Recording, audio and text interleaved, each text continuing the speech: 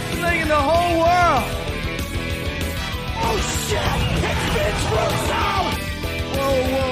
Hold your horses there, Mr. Nerd, is it? That's it. Welcome everybody to the You've Got to Be Kidding Me episode number 6, covering TNA history in November 2002. I'm Garrett. I'm joined as always by my co-host, Liam Jones. Liam, hello! Hello, this is my favourite month of 2002. Is it actually? Is this the peak of TNA for you? No. What has been your favourite month so far then? Probably last month. Last month or the month before, because last month had all the X Division focus, but the month before is when they started setting up it being a wrestling show. Oh yeah, that's a unique idea. Yeah, so the last 2 months have been my favourite.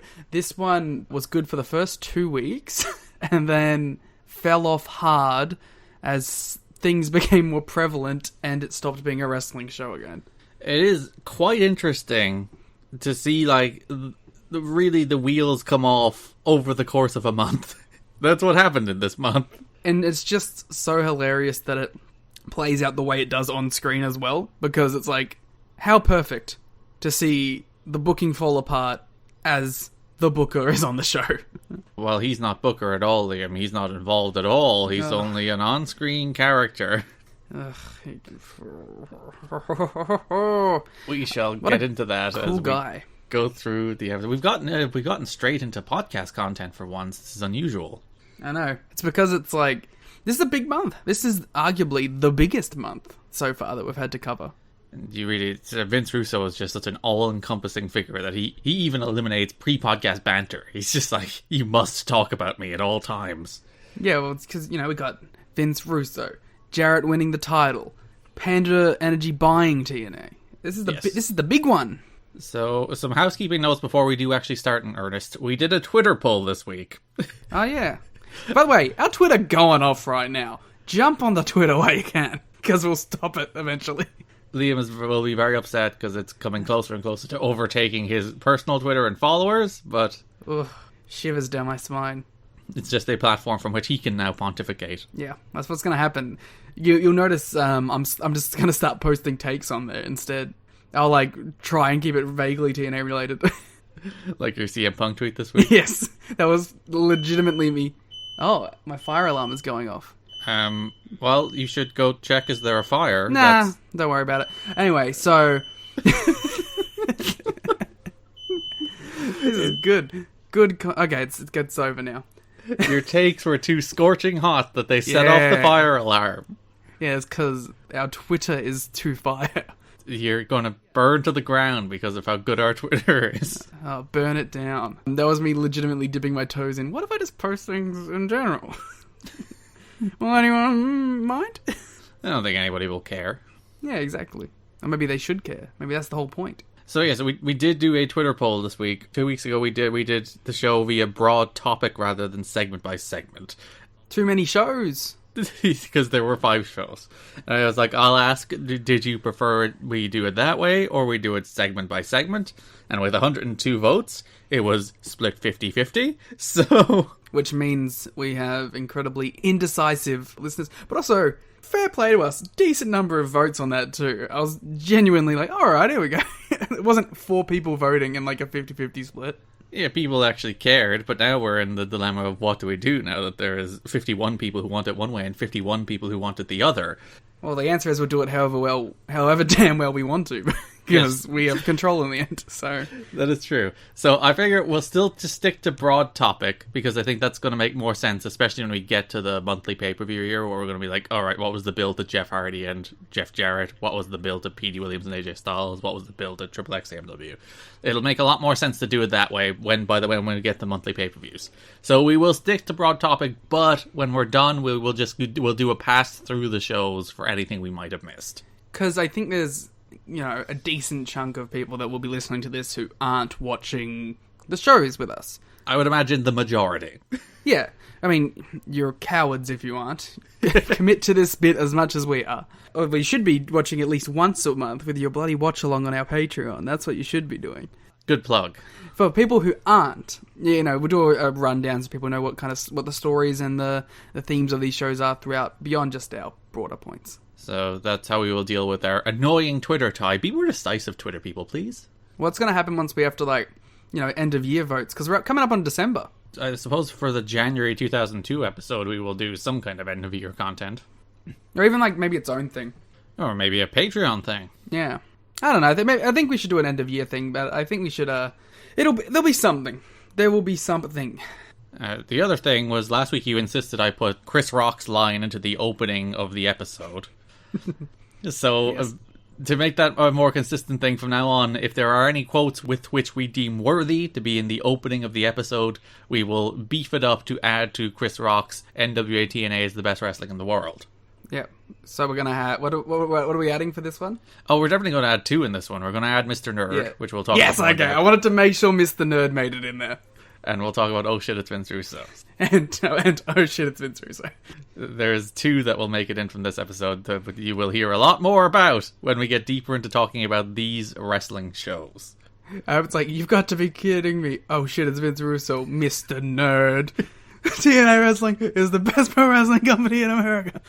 It's no, in the world, Liam. Get Chris Rock's quote right. It's the world. As soon as it left my lips, I knew that it was the world, because as I'm watching it, I would obviously think the same thing. Because Chris Rock was sitting there in the middle of the ring, and he's like, it's better than WWE, it's better than New Japan Pro Wrestling, it's better than all these small British companies, nobody cares about any of them. Yeah, he's like, hey, Ring of Honor, that's shit. yo, fuck Bryan Danielson, fuck CM Punk. He was just shooting in the ring. It was the original pipe bomb. True strong style is TNA Wrestling with Brian Lawler.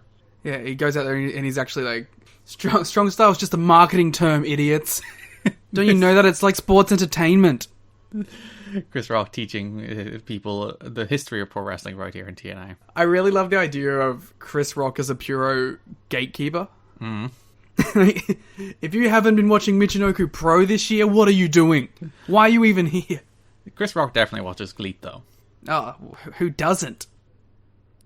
Garrett, who doesn't? Who doesn't? That's a good question, Liam. Who doesn't?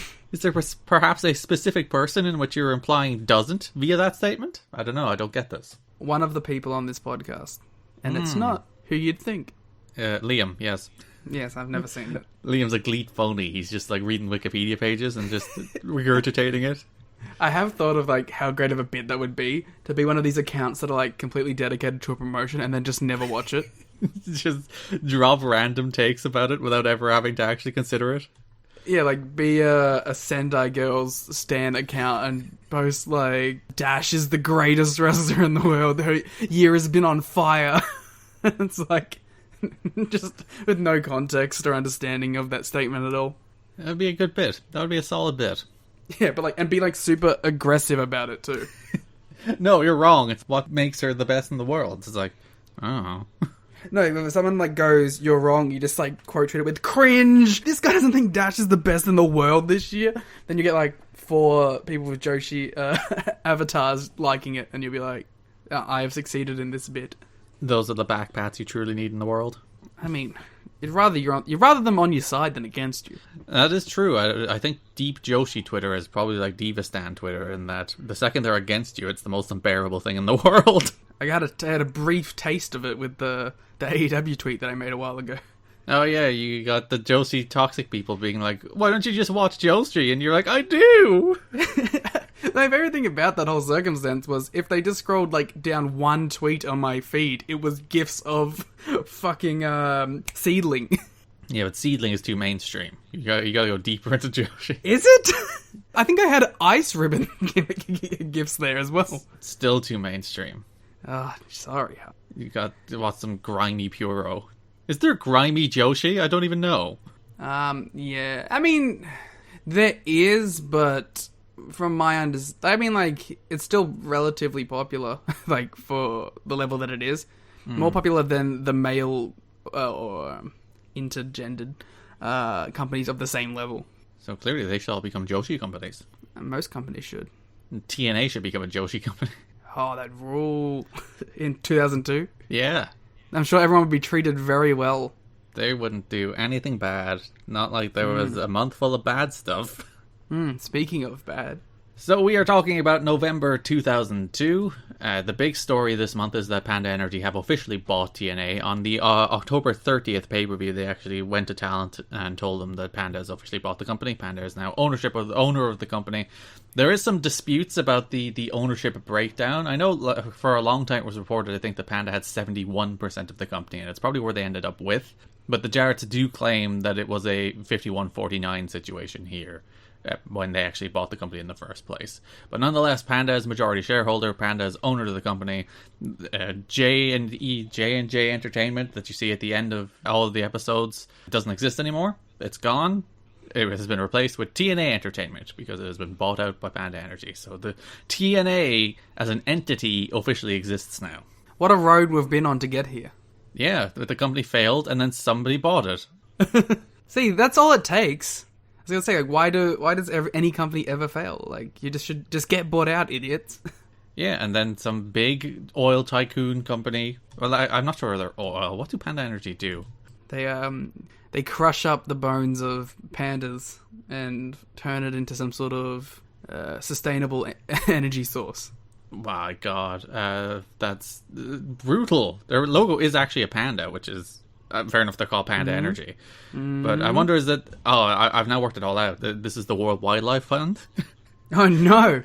And they're like, first of all, our plan to succeed in pro wrestling is to make WWE change their name so that they'll have less brand equity, and then we'll buy their competition, and then we'll take over the world. And step 3, take over the world. Panda Energy, I think, made their money in power plants, but they also do a bunch of oil and gas, so there you go. Oh, sounds like a cool company. And if they want to buy a podcast, feel free. My favorite thing about the Panda Energy Wikipedia page is, like, half of it is TNA and half of it is Panda Energy. That's really funny. This company, this billion-dollar energy company's major legacy is TNA wrestling. I wonder if they were ever, like, super embarrassed at, like, some big, like, energy conference or something, and some other, like, Origin walks up and is like, "Hey, Panda Energy, how's that TNA wrestling going?" Yeah, their competitors is like, "Wrestling company? Really, guys?" And Bob's like, "Oh, it's cool, I swear." When they go to, like, the big annual company review or retreat, and just, like, the wrestlers are there.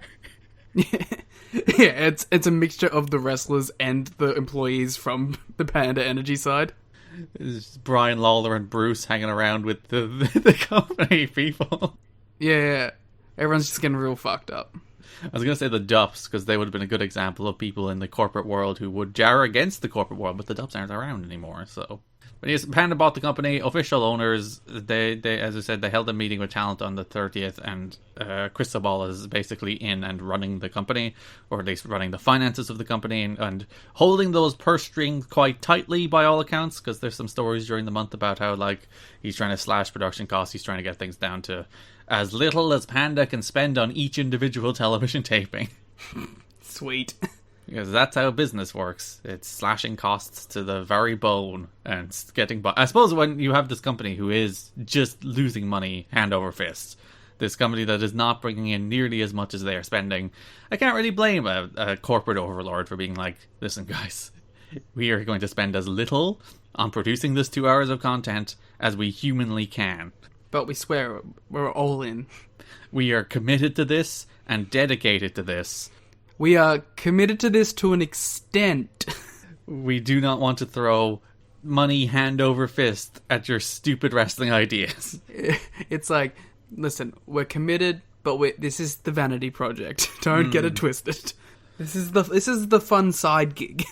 Yeah, and, like, legitimately, there are some stories during the month that it's just like they're seeing this as, like, a renegade investment to get into the wrestling market and shake things up. It's like, yeah, all right, they are doing this basically as a Bob Carter got some notions and decided to buy a wrestling company. It's a bit to Bob Carter. It was a very expensive bit by the end of it, but it's probably nothing to him, so who cares? Yeah, it's a drop in the bucket.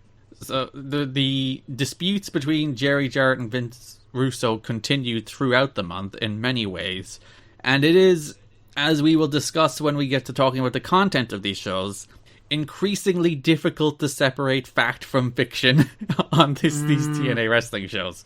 On the October 30th show, Russo expected to arrive and be crowned like the head of creative, but nope, Jarrett was still in charge, so Russo wasn't at that show, he wasn't at the November 6th show, and he wasn't at the November 13th show.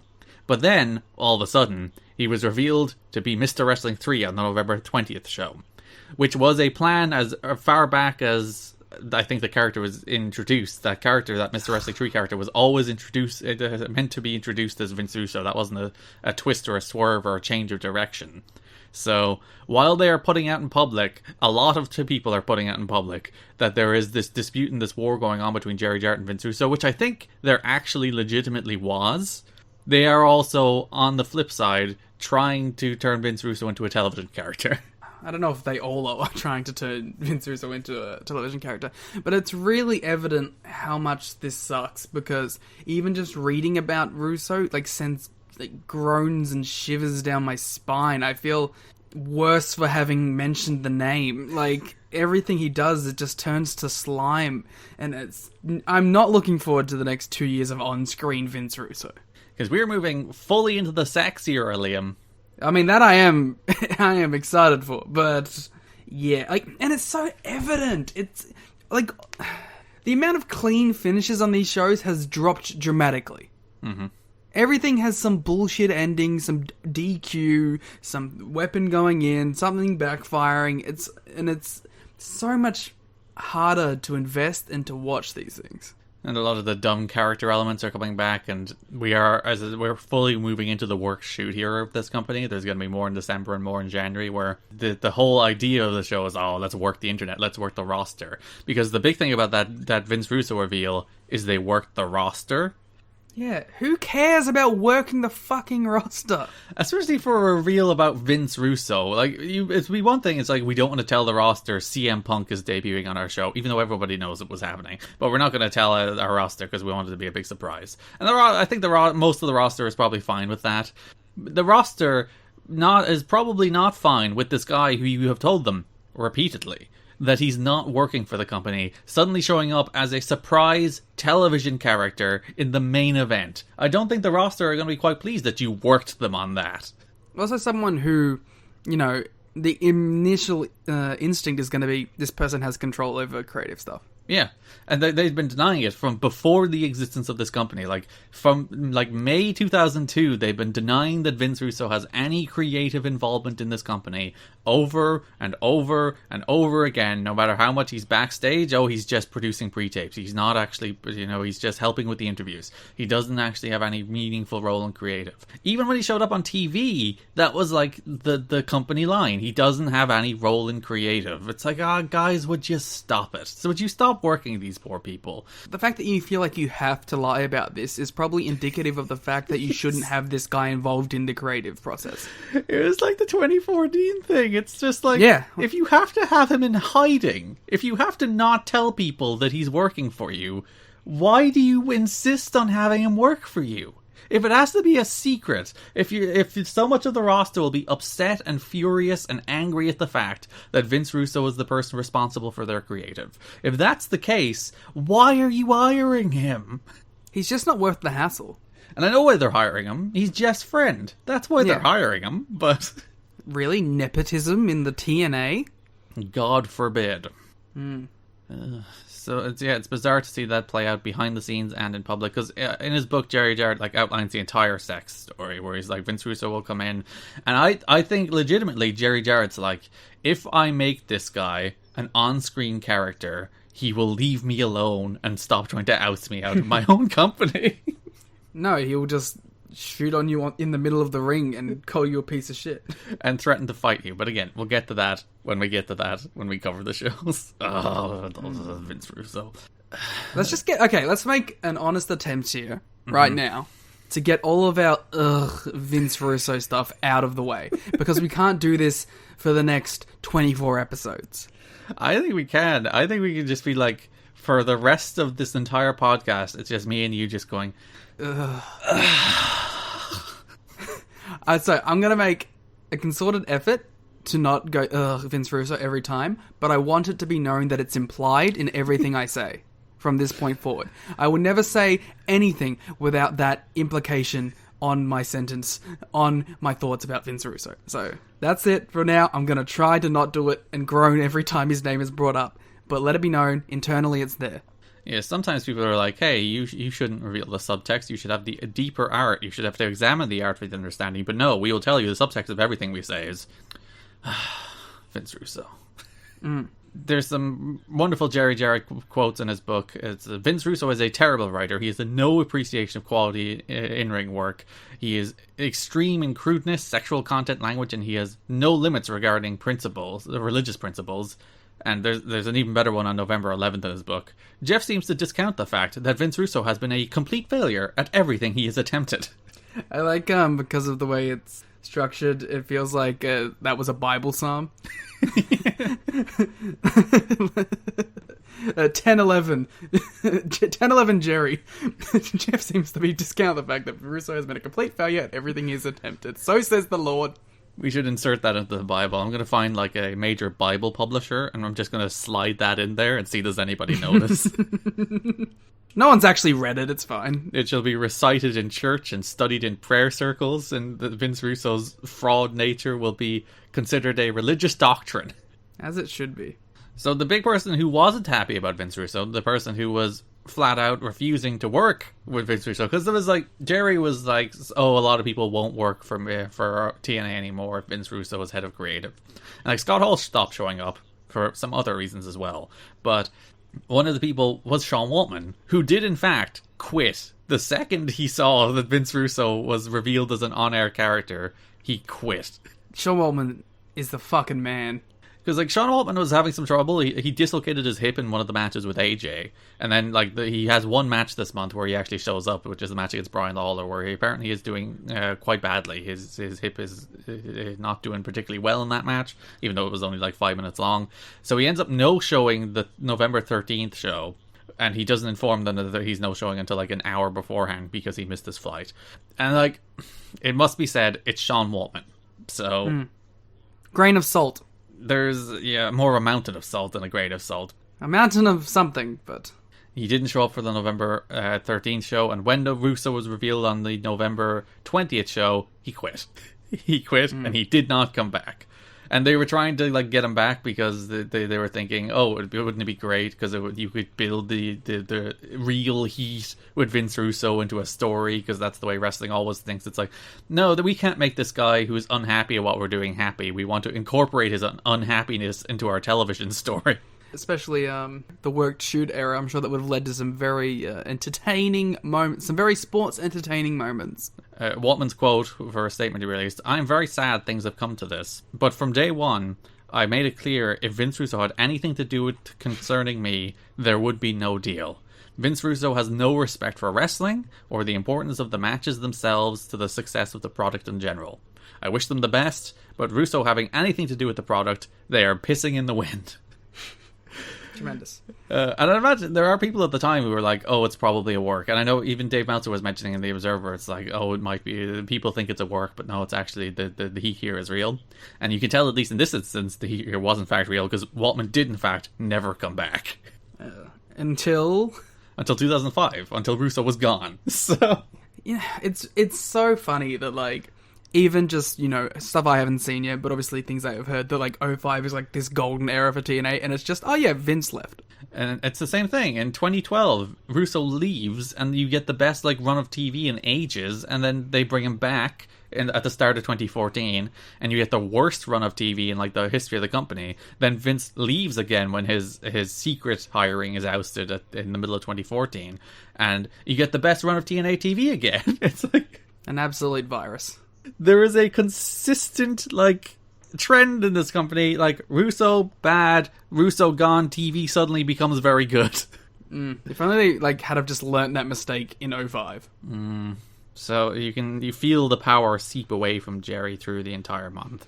Yeah, and it's, like, it's quick. It's quick and it's sad. It's really unfortunate to watch. And, like, Again, a quote from Jerry when he's outlined he outlines the entire sex plan. The plan is for Russo to come in and feud with the traditional NWA. I know it's bizarre to say he outlined the entire sex plan, and that's meant to make sense. The Sports Entertainment Extreme stable, in case you're not familiar, was the Vince Russo stable. You will hear a lot more about in the coming weeks and months of this podcast. I'm looking forward to actually learning what it's all about. You want to learn all about sex. Yeah, I'm like, maybe I'll be sex positive, who knows? So he outlines the entire plan about how Vince Russo would lead sex against traditional NWA wrestling, and how there'd be an NWA belt and a sex belt, which was the plan. I want to know who would have been the sex champion. And Jerry's quote, well, it would be Bruce. Clearly. I don't know who Bruce is anymore, sorry. Also, Bruce is a babyface. Obviously would be in the NWA. Then it's who else? Brian Lawler? He's getting around. He sure is. That being said, Brian Lawler's been great this whole time, so sure. The quote in Jerry's book, the future problem would be if Russo attempts to become an influence in the writing of the show. Only time will determine if he can limit his ambition to working as a talent. No, Jerry, learn from the mistakes of your past. The mistakes of everyone's past. Then you cut to the narrator voice. He didn't learn. So, yeah, that's a lot of Vince Russo, Panda officially owning the company. There's some other small bits and bobs, small notes. Low-key and TNA officials were unable to come up with a way to work around his scheduled Japan dates because he was working for 01. TNA basically wanted a month's notice of like Loki's TNA or Japan dates so they could work around it, and he couldn't really give them. So Loki has not been a feature on the show for the entire month. Loki's like, I don't really know, I'm sorry. I get a call like 3 days ahead of time and then I'm in Japan. And he can't be in TNA as a result. And I think we do miss Loki on these shows. Yeah. Yeah. But let's be real, if he was on these shows, he'd probably be like fucking banging someone or something. It's not like he'd be just having cool low-key matches anymore. Nobody is allowed to do that anymore. No. They explored numerous avenues, including connections they had when trying to sell the company to the country music industry. With Sawyer Brown, and my favourite note, even Billy Corrigan of the Smashing Pumpkins. Holy shit. From the very beginning, they were looking to sell TNA to Billy. That's remarkable. That's like, right there is an alternate reality, you know? Where Billy, at the beginning... Billy buys it at the start. Ground floor, Billy Corrigan gets in on wrestling in 2002 with TNA. He's like forever linked with this company somehow. Constantly linked with buying it is the way he's linked with it. He really wanted TNA. From 2002 all the way through to 2016. It's a long-term story. It's the longest-term narrative arc in the history of TNA that will Billy buy TNA? Yeah. I wish Billy had have bought it. I want to see that reality so badly. But he wouldn't have his mighty Billy faves. He wouldn't have Marche Rocket all the way back in 2002. What would he do? But imagine he'd bring him in. He'd bring him in eventually, you know, and then there'd be big stars because it'd be Billy's vision. Fascinating to see what would happen if Billy... doesn't even know how far that got or whether it was just like, hey, Billy, you want to buy it? And Billy was like, no. So that could have been the extent of the conversation. But just the fact that his name was mentioned around buying TNA all the way back in 2002 is quite fun. Tremendous. Roddy Piper has expressed an interest in working TNA shows to promote his book. You might hear more about that next month. I think he does. Yeah, in our December episode in 2 weeks. You might hear more about that. Another fun tease for the future. During his weekly appearance on XM Radio, Jeremy Borer said that the company is currently negotiating with Fox Sports Network, but didn't elaborate further. That's a story that we will not hear more about for 2 years. Let's say people really just giving shit out on the fucking radio. Didn't they? They had a whole discussion about this like a couple months ago. Yeah, stop leaking things. This isn't even a leak. This is literally just saying things on public radio stations. Does that count as a leak? Yes, that's the biggest leak of all. I usually think leaks happen in private, though. I think all that determines a leak is if the information wanted to be out or not. Yeah, maybe they did want that information out. Maybe they were like, "Hey, Jeremy, leak that so we can get people some people excited." Leak it. Your own verbiage has turned against you. There had been interest in Bobby Heenan, and apparently an agreement was come to, but then Heenan was like, I don't want to deal with Russo. And then he was like, all right, maybe I might deal with Russo, but for the right price. Guys, no one wants to work for him. Maybe that's indicative of something. And they sold their first international TV deal to the Middle East, parts of the Middle East and Asia with Star Television, where they were getting $550,000 for 2 years. So that's a decent chunk of change, at least. That's money at the company that they don't have.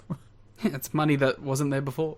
So those are the major notes. The major happening is Panda officially like sealing the deal, which actually technically happened in October, but didn't come out until November. But there you go. That's Panda and Russo. The two things that are most important in TNA history: the money and the creative. Yeah, real solid efforts on both sides. Some real both sides things going on here, isn't there? That's the tale of two cities is quite literally all of this company. Oh dear. So that brings us to the shows. The 4 shows in November. NWA TNA pay-per-views 20 through 23 are the shows we will cover. November 6th, 13th, 20th, and 27th, all in the Nashville Asylum, with attendances ranging from 800 to 1100. Attendances did go up through the month, so they did have like the Jarrett title change, and they did have the Russo stuff, so there was, at least in typical fashion, some interest in it before it probably went off the rails. People were invested in the Jarrett chase, I feel, and him actually getting there.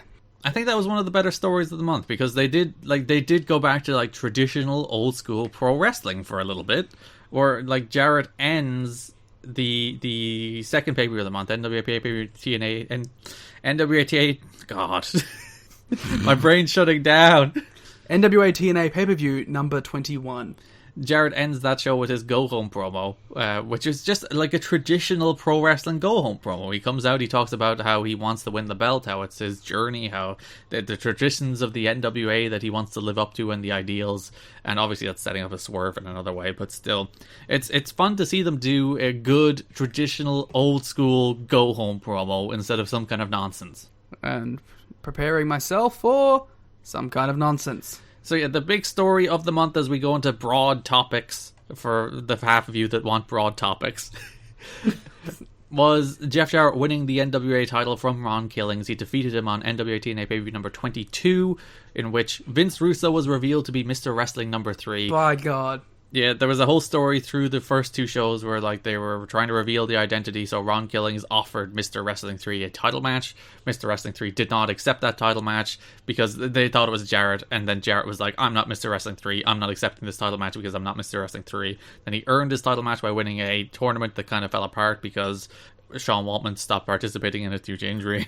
But again, Jarrett beat BG, and Jarrett beat Hennig in order to win his number 1 contendership, and beat Killings to become world champion with the first guitar shot in TNA history, Liam. It says an historic moment, and not from the person you think to do it. Yeah, there are 2 guitar shots in the month of November. The first one is by Mr. Wrestling 3 to Ron Killings, and then the second one is by Jeff Jarrett to a ring post. That's truly like all that we were talking about at the start, like the big build up to when Jarrett will finally use the guitar, and it's like, oh, he won't. Yeah, his big guitar shot in the month of November is destroying it on the ring post because he does not want to use the guitar. Because he's a big babyface. It's weird. He's not. Because in Jerry's book, he literally outlines it's like all the programs he's going to work as a heel, and then he's like, oh, we can turn you face after that, and then you can be, we could run all those programs back. And then you're like, wait, he's meant to be a babyface on this show, or a heel on this show? I don't know, maybe, it's so confusing.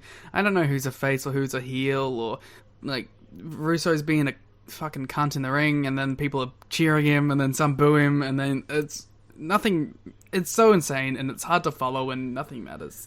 Like, I guess you could argue Jarrett against Killings is heel versus heel, even though Ron is likable, Jarrett's not very likable, but the crowd are kind of behind Jarrett, because Jarrett cut his big babyface promo. Yeah, Jarrett set himself up as the face for the match. And then he also didn't take the help from Mr. Wrestling 3. Yeah, so he's, at the very least, not aligned with Russo, even if he's still a heel? I don't know. It's impossible to work out. You cannot work out. Is Russo still a Klansman here? Maybe, probably. Again, no way of knowing. Yeah. This was a whole to-do, but it felt very TNA, didn't it? This is the most TNA we've witnessed yet. Yeah, this is a very TNA month. Actually, I think the Russo promo the next week is the most TNA. TNA has TNA'd up until this point, but... I meant the whole Russo stuff over this month and the Jarrett stuff over this month. Yeah, it does feel like... Because, as you mentioned, when we were starting the show, when you were talking about how, like, oh, last month was your favorite month. Last month was just kind of like a normal pro wrestling month. It's just like, we'll do matches, we'll do our stories. It's a pretty normal month. There's problems with it because it's TNA, and there's never not going to be problems with it. But It did feel like there's like, let's do some straightforward pro wrestling, and now it's like the month started with some relatively straightforward pro wrestling. You watch it unravel throughout the month. You do. You watch the identity of the promotion kind of slowly explode over the course of a month. So Jarrett is NWA champion, the moment that we've all been waiting for. There's actually a very interesting note in Jerry's book where he says, this show is very important because I've decided that after Jeff chasing the belt for 21 weeks, it might hurt his credibility and the company's credibility for him to continue being denied. The more interesting part of that, the fact that Panda now has a controlling interest deflects what little negative could come from Jeff being an owner and also the champion. It's interesting to see that Jerry was like, because Jeff is no longer like fully in control of this company, Panda is majority shareholder, we can make him champion without the fear that there's blowback. You know what the funniest thing about this is? What? The guy that they kicked out of this company is the only person I've ever seen in charge of this company with a shred of self-awareness. Like, it's so hilarious that, like, wait, this guy's thinking about things? Get him the fuck out of here. The fact that he's thinking about, well, you know, because Panda owns the company now, we'll get less blowback from the internet. Perspective? What? I'm pretty sure that's not a quality people have in spades in pro wrestling, so... But yeah, that's why we had to get him out of there. He was thinking too much about the things that we were putting on television and trying to earn money from. I'm legitimately stunned it took 22 weeks for a guitar shot, though. Do you think they were saving it? It's like, we're going to do the first guitar shot for the title change when Jarrett wins the belt. Yeah, but like, then they wasted it.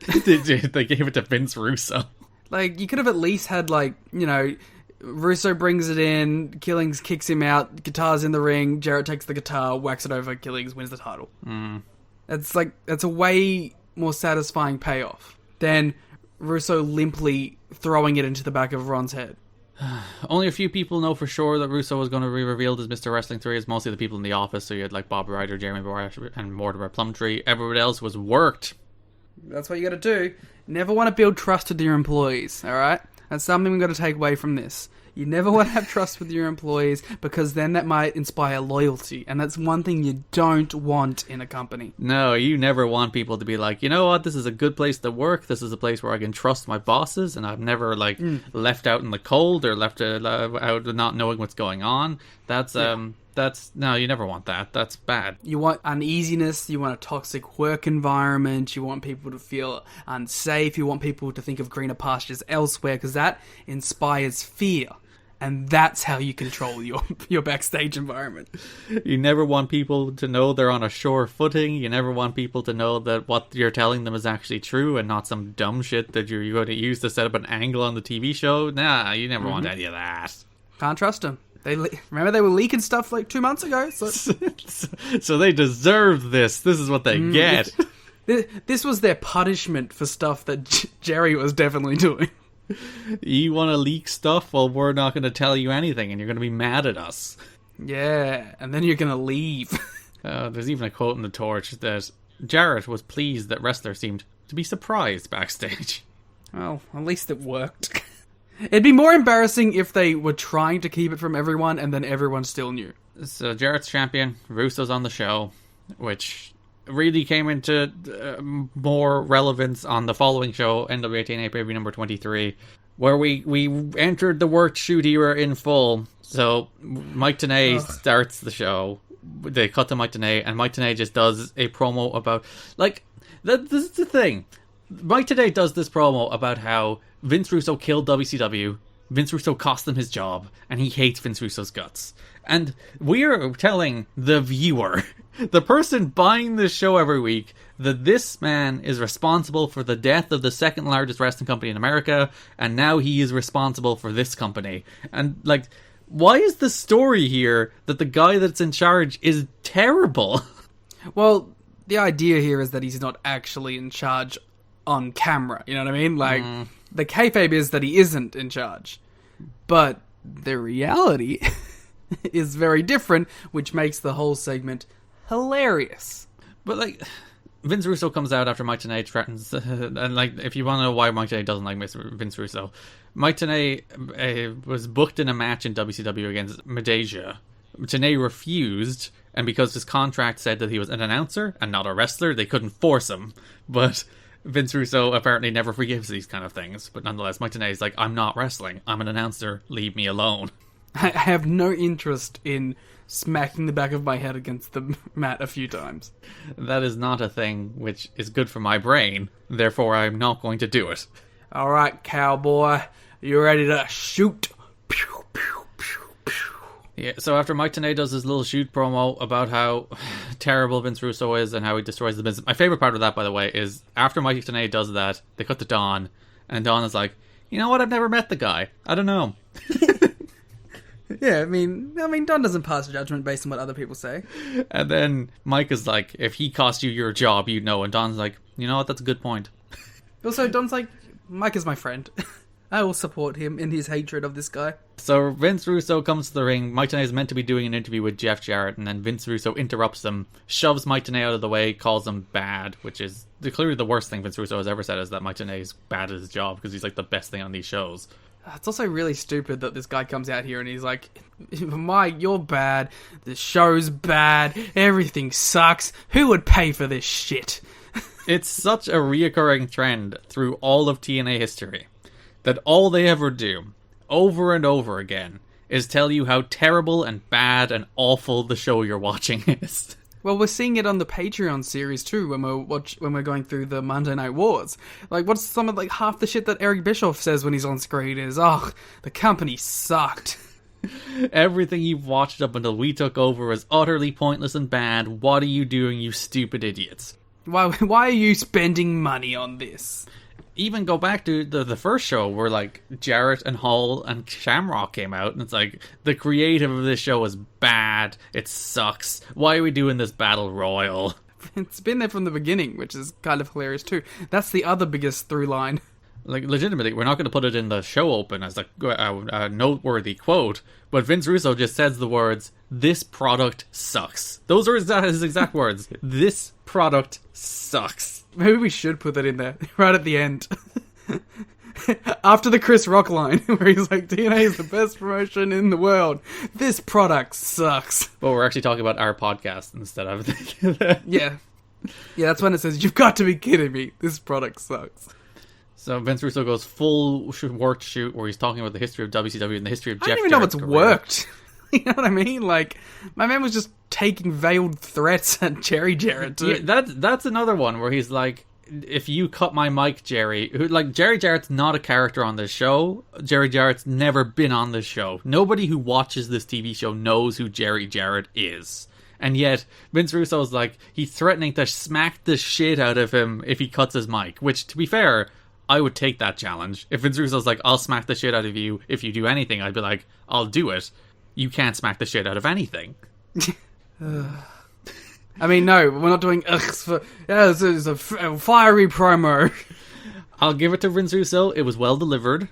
You can never deny him that. But the content of the promo was absolutely dreadful. Because he went through Jeff Jarrett's career where he's like, you were a nobody in the WWF, but when I got the book, I made you good. I made you a star. Then you were a nobody in WCW, and you were begging me to jump over to WCW. Here's my promo. My promo is, I'm going to come out here. I'm going to tell you the show you're watching is bad and the promotion you're watching is bad. I'm going to tell you that the NWA World Champion is bad. Then I'm going to tell you that wrestling's fake. And then I'm going to tell you that Jeff Jarrett was bad. And then, I'm going to punch an old man that you don't know. Yeah, to be fair, threatened to punch an old man that you don't know. Yeah. Just a cavalcade of great stuff. It goes back to Vince Russo's core misunderstanding of pro wrestling, though, doesn't it? His core misunderstanding of why people like this thing. They want to invest in the stories and the characters and the chases for the titles. That's pro wrestling. But he constantly can't understand that, so he has to constantly tell you, pro wrestling is fake. This isn't real. I'm the writer. I'm the booker. The real drama here, the real tension, the real thing that you should be interested in is the behind-the-scenes stuff, which we're going to have spill over onto the television show at all times, while we tell you that I booked this guy before and I want to book him again, and this old man backstage is stopping me from booking him again. Well, it comes down to the core of he doesn't like pro wrestling. Really, what Vince Russo should have been doing was directing some Big Brother fucking-esque show where he was like the guy making the challenges for people on the fucking reality TV show. He shouldn't have been in pro wrestling. But the problem is he was never a good enough writer to write any TV, so... I'm not saying you had to write good TV. Go write Road Rules. There's a reason the dude is doing a podcast these days, like... Hey, wait a minute. If he was good enough to write literally any TV other than pro wrestling, which he wasn't even good enough to write in the first place, but he got the job and got so many jobs that people just kept on hiring him. But if he was good enough to write TV, TV companies would have hired... There's never been more TV out there. Never more reality TV, never more non-fiction TV, never more scripted TV out there. If you can't get a writing gig, if you're a writer now, you're just not a good writer. Ed Ferrara got a gig. Yeah, he's teaching creative writing at Full Sail, so that he's teaching... Yeah, you know who isn't teaching creative writing at Full Sail? The Full Sail is no longer associated with WWE, so Ed Ferrara is not teaching the WWE writers of the future anymore. Well, he did for like the last 4 years, so maybe that's the problem. That's where NXT went wrong. Hiring Ed Ferrara's kids. So yeah, Russo does this full promo, and in the match afterwards, Don's like, you know what, Mike? After I saw Vince cut that promo, I know why you hate him. Which is such a great realization. It took like literally 5 minutes. And Mike Tenay is like, now you'll get why I wanted to quit. And Don, in like the most like charming self-deprecating thing, it's like, oh, you shouldn't quit. No one wants to see me do play-by-play. Bless Don. Don is an absolute treasure on these shows. Someone has to be. I will say, I did enjoy both of the Jarrett Killings matches. I don't think they're like blow away, you know, you've got to watch them, but I think they're the better heavyweight title matches they've had in this company's history so far. I'd agree. There's nothing there that's blow away or even stuff you have to go seek out, except maybe just to see Jarrett winning his NWA title, but it was, you know, they were fine heavyweight matches. Nothing's ever going to touch... Nothing in the heavyweight division is going to touch anything in the X division at this point. At the very least, they're better than the Shamrock matches, so it has that going for them. You could actually probably say, like, this is the... As far as, like, everything... I mean, maybe even the X division, that this month had the best title matches so far. Yeah, as you mentioned. But even the X division had two, like, Styles and Lynn bangers. Yeah, that's what I was saying. Like, and they had the red thing too, so like this could definitely have. You could even say that.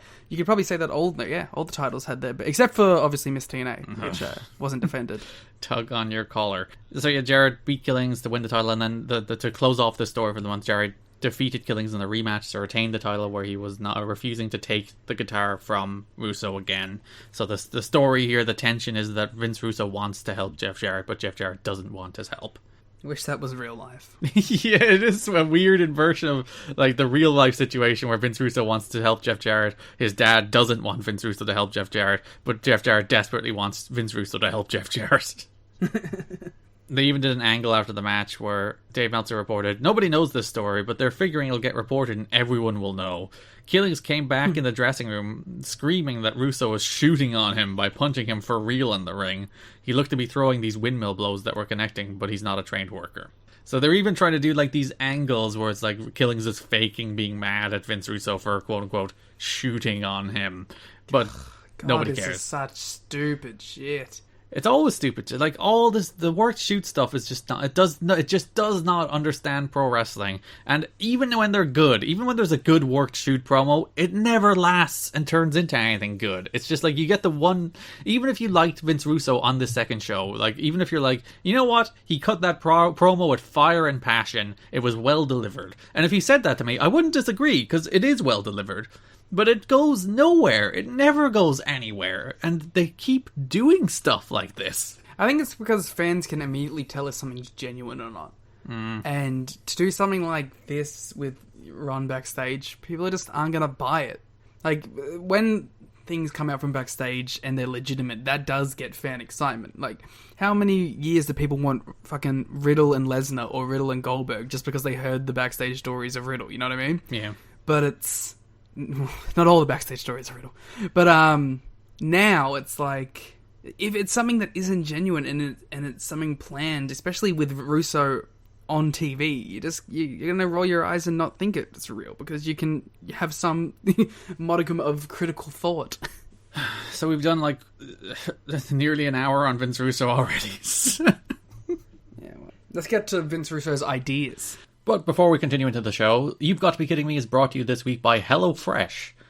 With HelloFresh, you get fresh, pre-measured ingredients and mouth-watering seasonal recipes delivered right to your door. Skip trips to the grocery store and count on HelloFresh to make home cooking easy, fun, and affordable. And that's why it's America's #1 meal kit. HelloFresh offers 50 menu and market items to choose from every week, from vegetarian meals and calorie-smart choices to extra special gourmet options. There's something for everyone to enjoy, with recipes designed and tested by professional chefs and nutritional experts to ensure deliciousness and simplicity. HelloFresh offers the flexibility you need to easily customize your order on the app within minutes. Easily change your delivery day, food preferences, and plan size, or skip a week whenever you need to. As somebody who's not particularly culinarily inclined, HelloFresh makes it a lot easier to approach cooking from a beginner's perspective without having to search through cookbooks to put together recipes, or without having to walk through the grocery store wondering like, hey, is that fresh? I don't know what fresh things look like. They cut all that friction out for you to make cooking easy and fast. So if you'd like to try HelloFresh, go to hellofresh.com/VOW14 and use the code VOW14 for up to 14 free meals, including free shipping. That's hellofresh.com/VOW14 for 14 free meals. Use the code VOW14. The other thing we're going to talk about, the other broad topic, Bruce. Or as he's now known. Yes, he's now known as Alan Funk. The new Funk brother. Yes, there's Terry, there's Dory, and there's Alan. Well, Dory was on this last show as well, Yeah, so Dory I wonder if he gave permission. Dory has endorsed this change by Alan Funk. So, Bruce has reunited with Lenny throughout this month. The Rainbow Express are back. Lenny returns. Mm-hmm. Then Bruce loses to Jorge Estrada after Bruce literally slips on a banana peel, which Lenny was eating seductively. While they're making their entrance. Good booking. Literally the first thing on any of these shows is an interview with Goldie and Bruce, where Bruce reintroduces Lenny, and Goldie is jealous of his boots. I mean, they were tremendous boots. And they go to that match between Jorge and Bruce, which is a dire, terrible match. It ends, as we mentioned, on a count-out when Bruce slips on a banana peel at ringside. Not, like, figuratively, not falls over on the mat. He slips on a literal banana peel. The funny thing is, they undermine their own rules, because, like, the prior week, Bob Armstrong comes out and says that titles will change hands on a DQ. And here we are, Bruce getting himself counted out, and title didn't change hands. Miss TNA did not go to Jorge. We never confirmed that the Miss TNA title was on the line during this match. So no, we did. The whole idea was that, like, Priscilla would win it if Jorge won. Oh, yeah! Priscilla, the uncrowned Miss TNA. Robbed by the rules that they did not follow. Priscilla, the linear Miss TNA champion. I like the way last week when I mentioned the Bob Armstrong rule change, you were like, and how long are they going to follow that? And I'm like, you know what, for a surprisingly long time. Then hard cut to the next week in which they did not follow it. Was it all titles or just the NWA title? Well, is Miss TNA an NWA title? It's never said the NWA Miss TNA title. It's true, it doesn't count. So maybe it's just NWA titles. So we go to the next week, where Brian Lawler hears moaning in the locker room. Oh no, what could it be?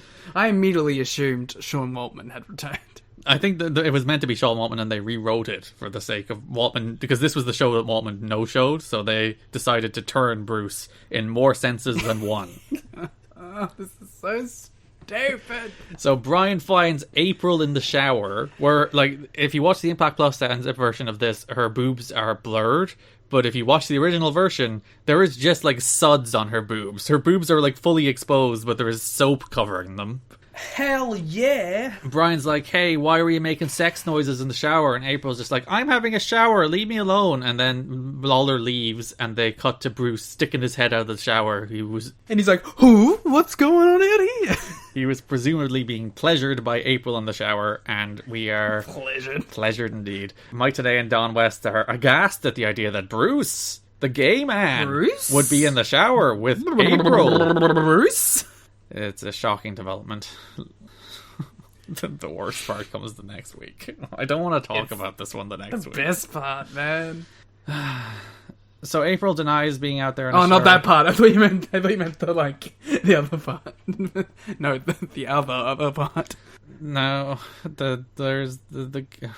Alright, let's go. So the following week, April denies she was in the shower with Bruce before Lenny accuses Bruce of being a fake gay. But she's like, as we're watching this, we're like, Lenny, wouldn't you have noticed something? They are waiting for marriage. You leave them alone.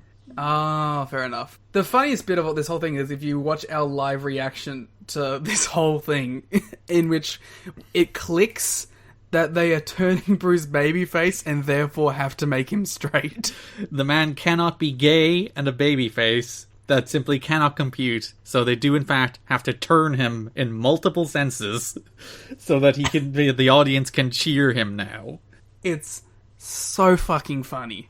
Because we did this is on NWA TNA pay-per-view number 22, in which we did the watch-along, which is available now on our Patreon under $10 tier, as we did come to that realization that, yes, in fact, they are turning Bruce. They want people to like and cheer Bruce, so he cannot be gay. But they like this gay character so much. Yeah, that's the whole other level to it, is that they loved the gay character so much that they weren't willing to get rid of it, so they brought back Lenny Lane just to keep doing Bruce's shtick. So Lenny wants to be the real Miss TNA because Bruce isn't really gay.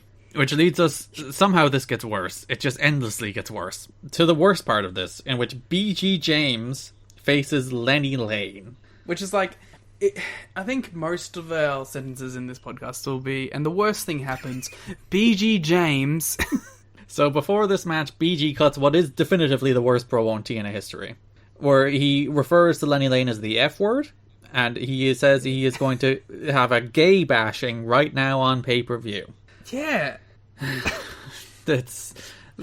If I were watching TNA in 2002, it would be this promo where I stopped watching. It would be this is the point where I'd be like, I have never seen such open homophobia on a pro wrestling show as I did on this pay-per-view, NWA TNA pay-per-view number 22, where BG James drops a gay slur and then says he is going to commit a gay bashing live on pay-per-view.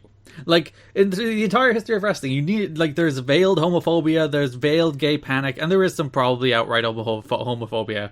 But it's never been part of the story in any pro wrestling I've watched, as it has been in this month of TNA.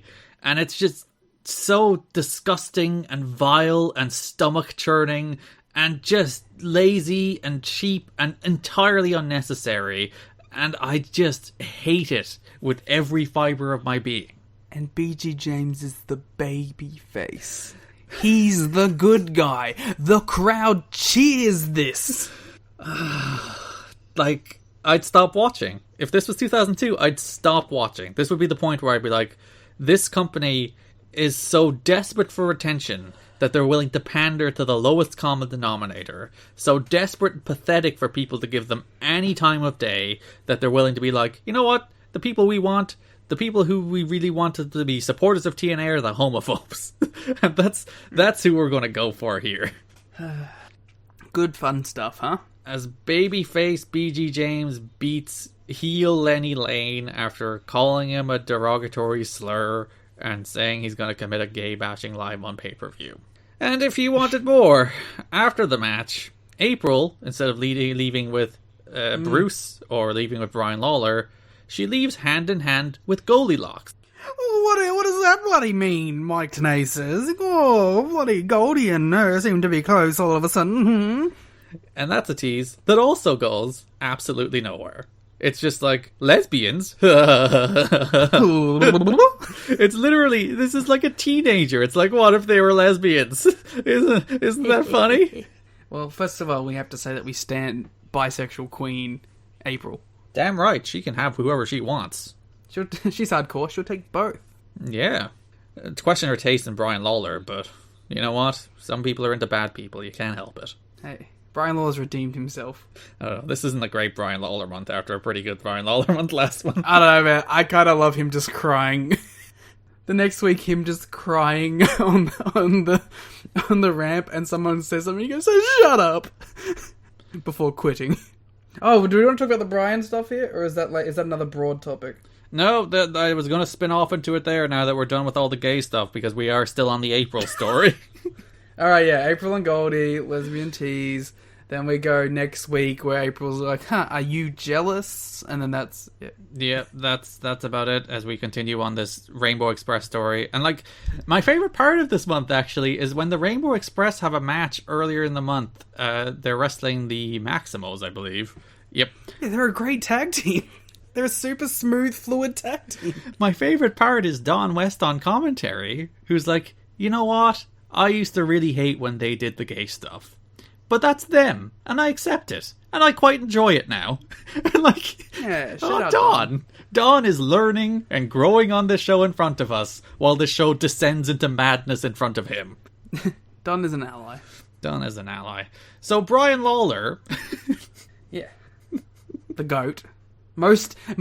Surefire pick for most improved. So now that we've covered the gay stuff, we have to go all the way back to Lawler against Six-Pac on NWA TNA pay-per-view number 20. Yeah, that story. Let's wrap that up quick. So Lawler beats or loses to Six-Pac, then Six-Pac makes out with April, Lawler has a meltdown, and then fakes a heart attack.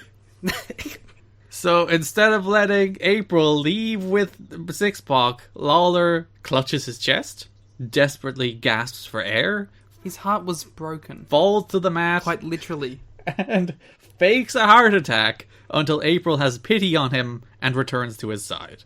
Yeah. It's a healthy relationship.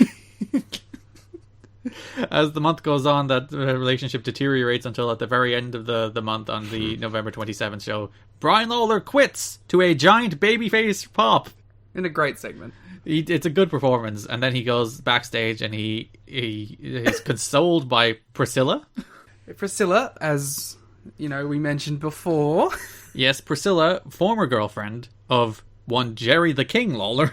Oh, so, you know, they're just she's consoling him because, you know, they were in some way family, right? That's the story here. Yes, consoling via Brian Lawler putting his hand on her ass. I hesitant to say on, and more appropriate terminology would be in, because my man was going hard on that. Listen, he's jealous of his dad, I guess. I don't know. That's the thing, is like, oh, those two definitely had some weird, spiteful interactions after this. It's so weird. It's skin crawling, because even when I was watching it, I was like, no. They can't leave Brian Lawler without being creepy with a woman. But honestly, like, a way more age-appropriate relationship. Whether gaslighting them into still loving him via fake heart attacks, or getting with his dad's ex. That's Brian Lawler's narrative. Hopeless romantic, obviously. He just can't go without love. Yeah. Good lord, what? Oh, God. I would pay serious money to be the fly on the wall as Jerry Lawler watches that segment. Do you think he cares? Do you think he's like, what the hell? Because they did have the line about him picking up girls in a school with candy, like, 2 months ago. Yeah. So, like, this show is just patently anti-Jerry Lawler for some reason. Oh, for a lot of reasons. Well, that's true too. But just the idea of him just sitting down, let's see what Brian's been up to, you know, he's in this company, click it on, he just sees his son fingering his ex live on pay-per-view. Yep. That's what you get for fucking getting worked by Andy Kaufman. I love how many different directions this Lawler and Bruce story goes in. They should all just unite at the end and get past their differences. Just have one giant orgy. Yeah. But a healthy relationship. Yeah. Be open with each other. It's not built on heart attacks. Don't bottle it up. That leads to heart attacks. Yeah. Yes. It does. Quite literally. Alright, so we'll go to some actual wrestling, I suppose. Yeah, well, I don't talk about that. We've done like 3/4 on Vince Russo and then a quarter on Brian Lawler, and just the most vile and horrible homophobia you'll ever see in your life. Let's move on to good tag team wrestling. Yeah, the best tag team wrestling we've seen. So we saw the kickstart of the AMW and New Church feud at the end of last month, where they did that killer angle where the New Church laid out AMW as their official return and drove them through some tables and dropped them off stages, and the New Church were like the coolest people on earth. So we come immediately back with AMW doing the best promo of their career on the NWA TNA pay-per-view number 20, where they're just fired up. They're like, I'm not a cowboy anymore. He throws the hat down. He does. He's just like, I am abandoning the shtick, I'm abandoning the gimmick because you made this personal, and I'm going to kick your ass. And it's so so good. It's like, that's pro wrestling. Why are you getting away from this? They got their ass kicked, and now they want revenge in a pro wrestling match that I want to see. My favorite line, besides obviously for the first time hearing "Sorry about your damn luck," which was like literally like I was like, "Ooh." He said it. The best line for me here is like James Storm. He's sitting there. He's like, "I'm one of the baddest, but son of a bitches," and I was like, "Oh shit, James Storm." He's abandoned the Buckaroos. He's abandoned the pew pew guns. He just wants to kick some ass. And for some reason, at this point, the crowd turns on James Storm first. But it's you should have turned on him before. It's very bizarre that he has abandoned the cowboy shtick, and now during all of these AMW against U-Church matches, the crowd are chanting "Kill the cowboy." I think like they were ready to turn on him, and then they didn't realize that he stopped doing it, and they're like, "Oh fuck! Well, we've committed. We bought all the signs. We have to do it now." He's being like the biggest, coolest, fired up babyface on the show alongside Chris Harris, and now they have to boo him. Pissing blood everywhere, all of them. Yeah, they have a series of matches on these shows. They wrestle basically 3 times in a row. First, a DQ in which New Church were too violent on AMW. Then New Church defeated AMW to win the tag titles, and I think the best of the 3 matches. Mm-hmm.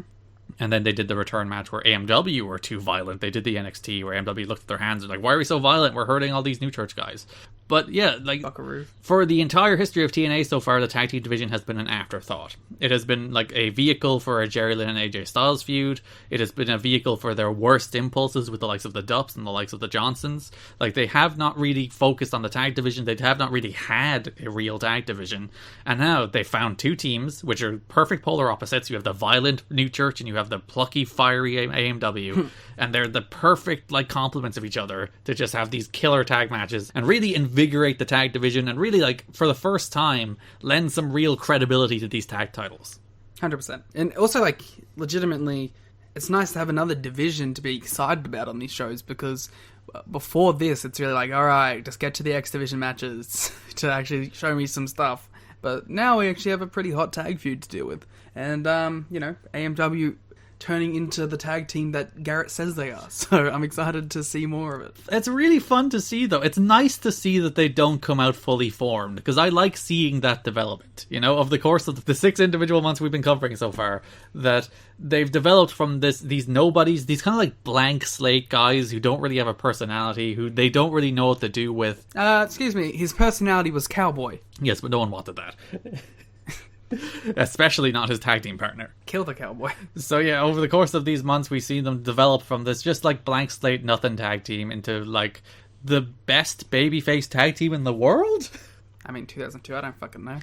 They're just so good together. There's fire. There's everything you want in tag team wrestling. They're the throwback to the kind of tag team wrestling people loved without, as I mentioned before, being pretentious about it. They kind of remind me of, and this is honestly one of the highest compliments I can give to a tag team. They remind me a lot of the Briscoes. Like, in that they come across very genuine. They come across as, they had very intense. They have that old school flavor, but with that new school style elements to it. It's just good stuff. And there's so much blood. So much blood. Slash bleeds so much on all of these shows. Yeah, it's great. Slash is just like, oh yeah, blade. It's like, no one even touched you. It's like, yeah, don't worry about it. It's still open from the week before, don't worry about it. He just bleeds buckets on all of the... And it really helps the feud, and it helps the New Church as well as these demonic cult figures who are just bleeding every week. But yeah, a lot of blood in these matches between AMW and the New Church. Of course, we've got a new Churchian. Oh, indeed. First of all, we had Malice back, who did a couple squashes, one of which was a disaster. Because he squashed Chaos on the NWA TNA pay-per-view number 21, and then he squashed Corey Williams on 22, and he just completely fell off the top rope when he tried to do his King Kong knee drop. And he was so mad. He was furious. He was embarrassed. Apparently he threw a bit of a fit backstage as well, and they had to calm him down because... No, it was a work, don't worry about it. He probably was, to be fair. So yeah, Malice is back and not looking quite so good. But yeah, Belladonna is the other introduction to the New Church, their female associate. Just a bunch of derelicts. She's a local Nashville or Tennessee wrestler who caught their eye. She did, I think it was a dark match with ODB. And then they... Is this Athena? This isn't Athena, no. Who the fuck is Athena? The Athena signs are getting more and more prevalent, and I just want to know who was Athena. It really felt like it peaked on the show we watched as well, on that number 22 on November 20th. There was Athena signs everywhere on that show. The most hilarious part was Jeff Jarrett finally winning the NWA title, blood pouring from his face, standing up, and as he stands up, holding the title high, Athena right behind him, all capitals. They wanted Athena to win the belt, not Jeff Jarrett. Well, if I knew who the fuck it was, maybe I'd agree. I'm purposely staying away from it too, because if I don't even know if Athena fucking shows up. If it happens, I want it to be the biggest fucking reaction I've ever seen in my life. If these motherfuckers don't have a CM Punk returning-esque pop for Athena, I'll go back in time to 2002 and punch them all. It'll be hot at the Asylum if they're not giving Athena all that love after getting her single-handedly booked. So far, the Asylum fucking stinks. I don't have any reverence? Sure. I don't have any good reverence, is what I was looking for. I don't have any reverence for the fucking Asylum. I don't like it at all. I don't like the people there. I don't care for it. It doesn't look visually pleasing. It's not a particularly hot venue. It's just the home. And the fans are dickheads. Yeah. Just a bad place. It is funny, we watched Chris Rock's Head of State for the Patreon, which you can hear our review of now on the Patreon if you'd like, at patreon.com/kiddingme. But it's funny to see how much better the Asylum looked in that movie. And because they moved everyone to one side. It's like, oh, so that's what this building could look like if it was shot with some amount of money. The colours popped so heavy. It was so interesting. It's like, oh yeah, this building actually looks pleasant to look at instead of like this drab kind of grey affair. Other stuff in the tag division this month, we had a little tag team tournament that was won by the Harris Bros, which they still haven't gotten their shot, so I don't know what they're waiting for there, but the Harris Bros are number one contenders, I guess. Cool. Because they did that tournament. Like, Maximos defeated the Rainbow Express, Harris Bros defeated the Hot Shots, and then Harris Bros defeated the Maximos. And then the last show of the month, BG James and Kurt Hennig got a tag title shot. So what I'm hearing is you're really advocating for the Harris brothers here. Now, why would you be such a supporter of the Harris brothers? This entire podcast is just going to become me grumbling at Vince Russo and me grumbling at you calling me a Nazi. Whoa, no one said Nazi. You hear it here first. So the Harris Brothers are waiting in the wings, I guess, for a tag title shot. We did have that match between Hennig and James against the New Church. Kind of a boring match, again, in line with a lot of the Hennig and James matches. BG is terrible on these shows. I hate seeing I thought Hennig was pretty good in this, though. Yeah, because at least he didn't have to sell, mostly. He hit his plex. Fun times. Okay, before we get off of the tag stuff, I mean, I assume we're done with the tag stuff now. Well, you don't want to talk about the Briscoes? Oh, yeah, we'll talk about the Briscoes, that's sure. I mean, the problem with the Briscoes is that, like, although I love seeing them here, I have no investment in them because I know they don't stay for any relative time, you know? And they're doing pretty much nothing. Like, they're facing Divine Storm, who actually had a very good first impression when they wrestled Easy Money and Sonny Siaki the week before. Like, I think, like, it was a really fun opening, 2002 indie match. Yeah. But, yeah, I would be a lot more excited about the Briscoes if they actually stuck around. And the highlight of both the Divine Storm against Easy Money and Sonny Siaki match and the Divine Storm against Briscoes match was Trinity. Yeah, of course. Trinity just killing herself. It's nice to have a woman on these shows who's not freaking trying to sleep with somebody and she's just kicking ass. Oh, just you wait. I have zero faith in that staying that way. You think Trinity's suddenly trying to get with Brian Lawler next week? Oh, fucking next week she'll be, like, banging Vince Russo or something. Like, I have no faith in the treatment of women on this show. Yeah, Trinity's hitting springboard moonsaults. She's hitting the Hurricane Ranas. She's basically Lita if Lita didn't die whenever she did every single move she tried. Lita does have more charisma, though. I was gonna say, that's kind of adds to the aura of Lita, though, doesn't it? It's the Phoenix effect. But Phoenix only dies like 1 out of like 100 times, whereas Lita dies like 99 out of 100 times. Which is why it rules? Lita and Trinity should merge into the perfect wrestler. Linity, indeed. The wrestler who can do the cool shit, but also has cool charisma. Or Trita. Trita? Yeah, you know what? Let's go for it. Yeah. That's their Gogeta-esque Dragon Ball fusion. So now that we have covered the rest of the tag stuff, what did you want to move on to? There was some, like, charity thing going on. Oh, yeah, they devoted the entirety of the gate receipts of... I took note of which of the shows it was. It was the last one. No, I believe it was 21, and it was more of them, actually. It was a bunch of them. They did a bunch of them in a row. But the Tennessee Disaster Relief Fund, which is the second month in a row, because they're doing the auction as well, which there are some promo videos for. Yeah, the auction that I was referring to specifically. Or there's a bunch of stuff up for grabs, like managing people or sitting on announcers or special guest ring bell.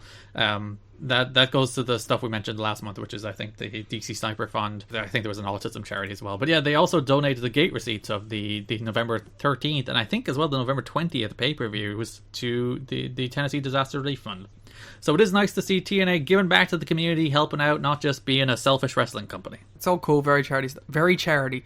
But the more important thing is that there is one pre-tape in which Hennig says, "Oh yeah, I've never lost at golf," which is a fun little reference, you know. Yeah. Oh, and if someone can beat me and we get over $5,000 on the thing, I'll put my own $5,000 in. So yeah, that's nice. But more important than that, BG James utters the phrase, "I am a gamer."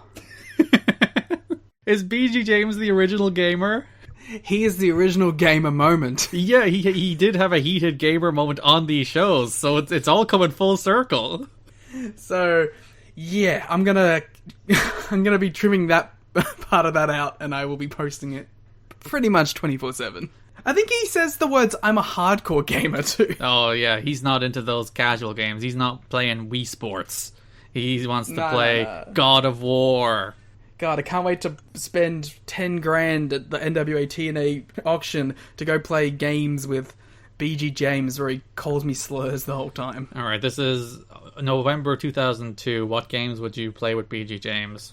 Well, he said it was arcade, so whatever's in the arcade at the time. Playing some Street Fighter? I don't know. Let's go. Yeah, well, there's all kinds. You could play some Pac-Man. Ooh. Tetris. Yeah, Tetris. One of the Time Forces. Notable games released in 2002 included Kingdom Hearts. It's not at the arcade. Oh, you could play Mario Sunshine with them and you could torture each other. It's not in the arcade, man. The true revenge on BG for dropping the F word on this live pay-per-view would be forcing him to play Super Mario Sunshine. No, because you just call me that over and over again while we play. You would definitely refer to Mario as some kind of derogatory comment. Please, BG James, I just want to play video games. Stop calling me slurs. There was a Mike Tenay and Don West promo for those silent auctions, which was very good. They were doing a bit where Don went into the hard sell and Mike was like, "Don, save the hard sells for later." And I was like, "Oh, the wholesome bit." He's like, we already have 2,300. And he's like, 2,400, 2,500. It's great. Oh, bless these two. Bless them with all my heart. Bless this mess. Let's move on to the X Division, I suppose, in which, again, you can't get away from it, Liam. 2 AJ Styles and Jerry Lynn matches. Okay, no more. I'm putting a hard ban on this. No more AJ Styles and Jerry Lynn matches. But the thing that scares me is the blow-off, quotation marks, I don't know, involve cheating. So that makes me think there's going to be another AJ Styles Jerry Lynn match. So yeah, on pay-per-view number 20, Lynn defeated Styles to win the X Division title, which they're really hot potatoing that X Division title around, by the way. Yeah, but I guess that's kind of the point. It's the belt that's you're going to get a title change every now and again. Do they have to do so many of them, though? I guess the idea is, like, tune in every week, because you don't know if the X title will change. 1, 2, 3, 4, 5, 6. Listen, I'm not saying it's good, but I'm saying that there is probably method to the madness. This is the 6th title change since the beginning of this company. I don't mind that. He got a title change. Got a title run, rather. Jerry Lynn is the 2nd person to hold the belt twice already. After... AJ. Yes, of course.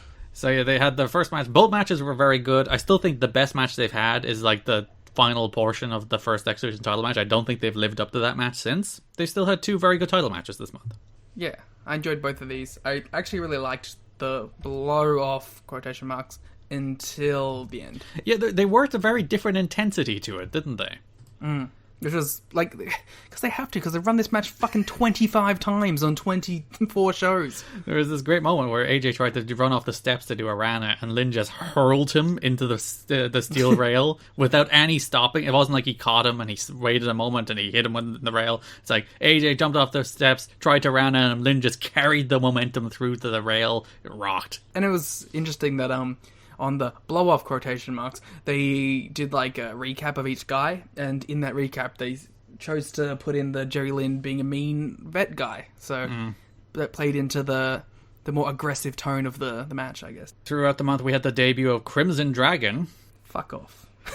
Well, what a glow up in 1 week, huh? Yeah, because he went from... It was a Crimson Dragon against Jorge Estrada against AJ Styles match on NWA TNA pay-per-view number 22. It was actually a pretty... Actually, no, it was a bad match. I remember I hated it. Don't worry about it. I'll take it all back. You detested that match with every fibre of your being. But Crimson Dragon looked like he's like the prototype version of Amazing Red. It's just like, this was what Red should look like if Red looked like the worst, horrible amateur indie wrestler you've ever seen in your life. He looked like when you make a creative wrestler, but you don't have a lot of time and you just want to fuck around with moves. So you have you spend 5 minutes on it. If you remember the TNA game, that story mode was filled with matches against a bunch of creator wrestlers while you were coming up in Mexico. Oh, that was straight up a 2K19 My Career guy that you fight at the start. Yeah. And on the indies. It's just this is the indie wrestler in this game that they haven't bothered putting time into creating a decent creator wrestler model for. But I like that they clearly understood, because this is a TNA gimmick, right? This guy didn't do this outside of TNA. He barely did it in TNA. Yeah, they looked like... He's like, oh, he looks like shit, so they got him some good gear for the next show. It's actually funny, in the Wrestling Observer, Dave Meltzer always mentions, because it's Chris Hamrick who plays the Crimson Dragon, not to unmask somebody again, but... Dave is mentioning, I was like, oh, going all the way back to the 80s, this guy has always been a good worker who can't get a break because of how he looks, so this was their solution. Put a mask on him. Yeah. And to be fair, the second go of the look was actually pretty good. He basically looked like a mini Super Dragon. Yeah, he looked like Super Dragon meets Ultimo Dragon. Yeah. It's kind of interesting. It's kind of cool. It's funny that I'd imagine the first week they're like, hey, you're booked. We want you to do this Crimson Dragon character. Get some gear together. And he's like, okay. And this is what he could desperately throw together. And then the next week he comes back. He's like, all right, I'm Crimson Dragon. I'm really going to invest in this character. I'm going to get myself some nice gear. I'm going to really commit to it. And he comes back. He loses to Siaki, but he has this cool gear. It's a perfectly fine little match. And then Crimson Dragon never wrestles in TNA again. I would buy the Crimson Dragon gear if someone is selling it. The second version, of course. On the topic of gear, because the Crimson Dragon, by the way, that first match was awful. He was so bad in that first match with Styles and Jorge, but he was perfectly fine in the second one, so... Yeah. He did some cool shit, but it was just all sloppy and, a little dangerous. But on the topic of gear, one of the premier gear makers in the history of wrestling, Easy Money, showed up on these shows. Yes. And ruled the entire time? Yeah. Easy Money's fucking sick! So, yeah, Easy Money made his debut. He wrestled Tony Mamaluke. He wrestled in that tag match with Sonny Siaki against Divine Storm. He wrestled Crimson Dragon. And he had a squash against Alex Winters. Actually, I liked Alex Winters, too. Siaki was the one that wrestled Dragon. Easy Money wrestled Alex Winters. As I'm getting my X Division squashes mixed up. I gotta say, I enjoyed the Alex Winters performance, too. Yeah, Easy Money, really good in these shows. Hitting buckshot lariats and cool power moves. He's a power junior. And again, there's nothing better in wrestling. You can't beat a power junior. Or as Tanae was calling them before, a hybrid athlete that can go between the heavyweights and the X Division. Oh, he didn't use the word hybrid. He used a different word. What was the different word? He said tweener. Tweener, yeah, that's what it was. He was talking specifically about Siaki. It's like, Siaki is almost one of those tweeners, Mike Tenay said, referring to the well-known wrestling expression of the person who definitely moves between the X Division and the heavyweight division. Yeah. I thought that was a fun little nod. I wonder if it was a purposeful thing. Where he's trying to, claim back the meaning of tweener. Yeah. I wonder if, that was ever, something they were seriously considering making, part of the TNA vernacular.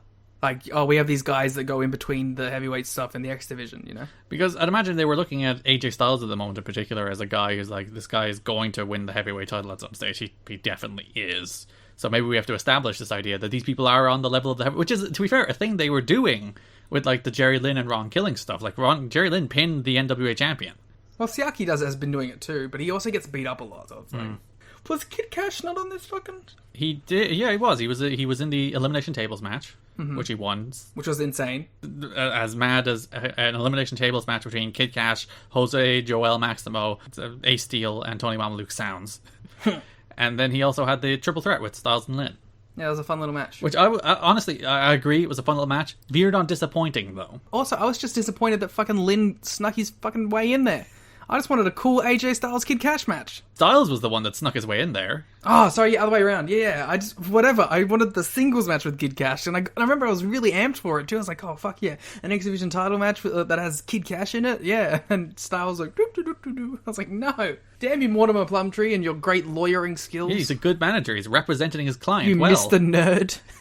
Oh yeah, we have to talk about it. Now that we're in the X division. So on the start of the NWA TNA pay-per-view number 22, November 13th, AJ Styles comes out and he cuts a promo and he's talking about how he should be put in the X division match. It's very weird actually to see these shows open with a promo. It's like very you feel again the Vince Russo influence seeping in with them opening with a guy coming to the ring and cutting a promo. AJ's in the ring cutting his promo. He calls Mike Tenay for some reason Sugar Tit Tenay.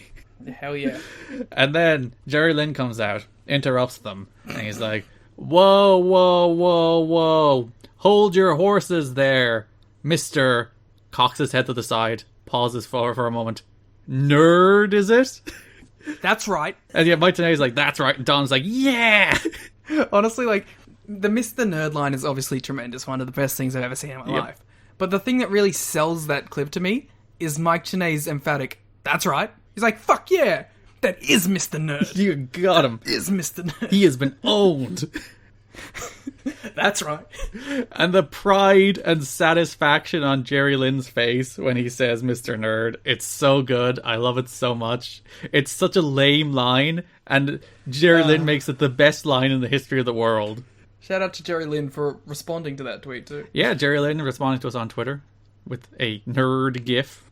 He is the fourth... Wait, no, the fourth or the fifth? He's either the fourth or the fifth person followed on the account now. Yeah, Jerry Lynn deserves it for his sick Mr. Nerd line, which is officially added to the intro of the episode. This is our Hall of Fame. Yeah, this is how we immortalize people in TNA canon. Oh, you want to talk about Mike Tenay's best call? Yeah, we didn't even mention the Mike Tenay call where Vince Russo unmasks himself. Don West drops a "You've got to be kidding me," because of course he does. And then Mike Tenay delivers the line, "Oh shit, it's Vince Russo," with like the fury and anger of everybody watching, and I believe everybody in the back. Did Tenay know? Well, he's not listed among the people that did know. So that could have been a very real... Oh shit, it's Vince Russo. A very personal, organic reaction from Mike Tenay to seeing Vince Russo on the television show that he has to work and call for the rest of his life. Hilarious. It's such a good delivery. It's such a good... It's the perfect response. You know, it's the time is just like, oh, could it be? You know, that kind of stuff. The inorganic, I'm feigning excitement. Where Mike Tenay is just like, oh shit, it's Vince Russo. That may be the cleanest and clearest "You've got to be kidding me" too. So that might just be the "You've got to be kidding me" that we end up using. Also, thanks to Don West for giving us the soundbite of our podcast name. It's really helpful. He is iconic. He's an iconic man. Well, that's the reason it was named. It's named after the call. That's what I'm saying, though. It's like we have infinite choices of clips to use if we ever need an audio version of our name being spoken. I mean, yeah, I'm pretty sure we're already up to like 7 "You've got to be kidding me's" through TNA history. Once it's all done, we'll compile the "You've got to be kidding me's" into one giant video. You see, the "You've got to be kidding me" name is a double entendre, Liam. It is both Don West's catchphrase on commentary and also what you say whenever you see something like Bruce being turned from gay to straight. You've got to be kidding me. Damn right. You did the Mike Tenay damn right. Hell yeah. X Division stuff, that's about it for the month, I think.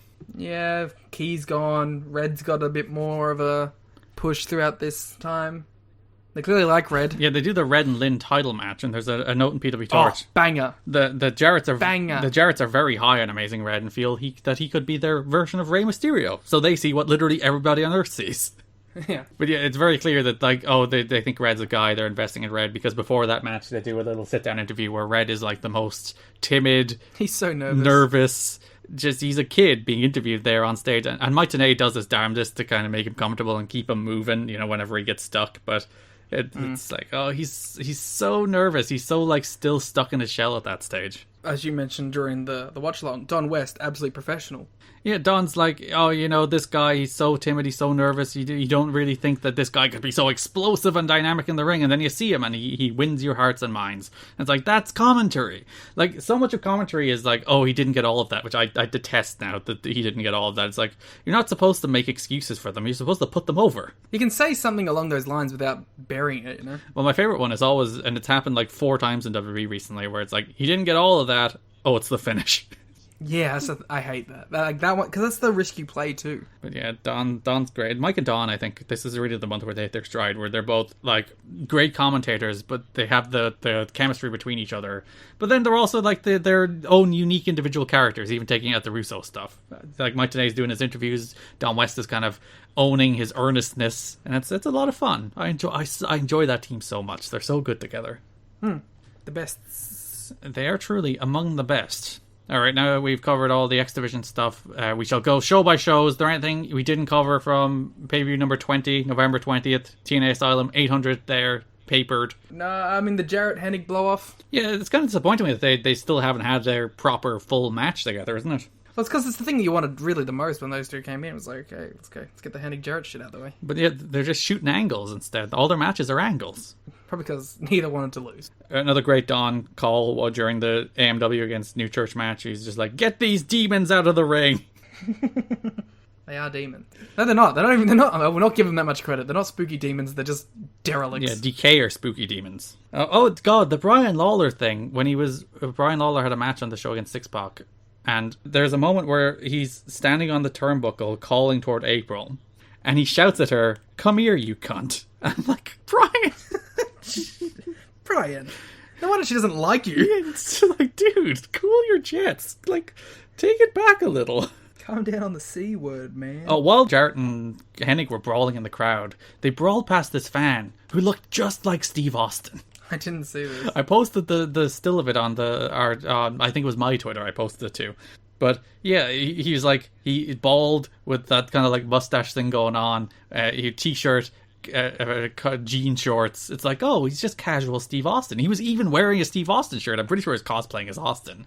Did he have the gold chain on? I think he might have. Holy shit. That's a look, though, by the way. I'm stealing that shit. Oh, you're going for the 2002 Steve Austin? That's your preferred look? Yeah. Get a long sleeve shorts, gold chain on. That's what I'm going with now. I did quite cap. You and your young people words. Cap? I meant like a Oh, a literal cap, right. Yeah.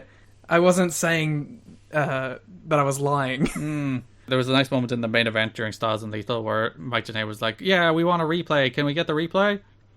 There was like some graphics on the screen as they tried to pull up the replay, and then it's like, no, I'm afraid we cannot pull up the replay. It was too high action. Legitimately, before that, Mike Tenay was like, the X Division, it's so fast-paced, we can't even have time to go to replays. Once we go to replays, something happens. Which it was in the Styles-Lynn Cash match, there was a moment where Cash did this cool dive. It was like a pin attempt or something, wasn't it? No, Cash did this cool dive, and then they go to the replay of Cash's dive, and on the other screen, because it's like the picture-in-picture replay, you see AJ do a springboard shooting star to the floor. It's just stupid shit. It rules. They cannot keep up with all of this stuff. Oh, Don West suggesting the Maximos are like Venus and Serena Williams. I quite enjoyed. Where he was like, this was during the Elimination Tables match, where it's just like Venus and Serena Williams, they want to eliminate everybody and get it down to themselves where they don't care who wins then. Should we like quickly just go through like all the matches that happened? I think we covered most of them already. It's like Jorge defeats Bruce, BJ defeats Siaki, Six Pack defeats Lola, AMW defeat the New Church. Blah, blah, blah, blah, blah. You've already gotten bored running down the match. Yeah, I was like, oh god, just got a cage match. See, this is the reason that I want to shift toward the broad topics thing, because it's just like, do you have anything interesting to say about BG against Siaki? No, but we should let it be known that it happened. Yeah, well, dude, that's the reason the show notes are there. You can look at results of these shows. Ah, alright. Yeah, you know what? Yeah, fuck these guys. Go to the show notes. Liam was like, you could give us your $1 to look at the show notes on Patreon. I forgot about that. Go pay the $1 if you want to know what happened. There's all kind of scoops and stuff that we don't even get to the time to talking about. There's notes in here that we didn't even bring up. This is the true hustle to sell you on the $1 show notes. Yeah, and it's well written, you know? Has links. I did reassemble the show notes this week because they were kind of chaotic in past weeks, so I've structured them a little better. This is really just Garrett's play. He's eventually just going to release all of these notes as the TNA book that he's always talked about. Yeah, not even context. It's just like literally just these notes. Oh, there was quotes about the X Division matches before Styles and Lynn, where Alex Marvez of current AEW fame and Dave Meltzer of current AEW fame. Oh, very good. See what you did there. Thank you. Alex Marvez of Scripps Howard News Service and Fort Lauderdale Sun Sentinel says, Styles versus Lynn gets my vote for Wrestling's Feud of the Year. Alex Marvez is a big TNA fan. Dave Meltzer's quote, Styles vs. Lynn has consistently delivered some of the most outstanding wrestling of the year. They've co-opted the media, Liam. They've done what AEW have done beforehand. By God. They've won them over with their revolutionary idea of Money. good pro wrestling. Oh. Sean Ross Sapp would be tweeting about how Sonny Siaki's got all this bright future. Jarrett's a great champion. He's nothing like Triple H. The WWE toxic fan talking point, comparing everything Jarrett does to Triple H. Sean would have been... What age is Sean? Sean's in his 30s, isn't he? So he would have been probably teens during this era. So yeah, he could have been posting. He would have been posting through all of these TNA shows. NWA TNA pay-per-view number 21. Any notes? Any fun stuff on that one? Jimmy Yang is now no longer an Elvis. He's an Old Japan. That's what he is. He does look... He looks more like his Young Dragons look, doesn't he? With the leather pants, the black leather pants. And the straight-up Old Japan bomber jacket. Yeah. There's so many crowd brawls on this show as well. I think it's probably going to get worse, but there are so many crowd brawls.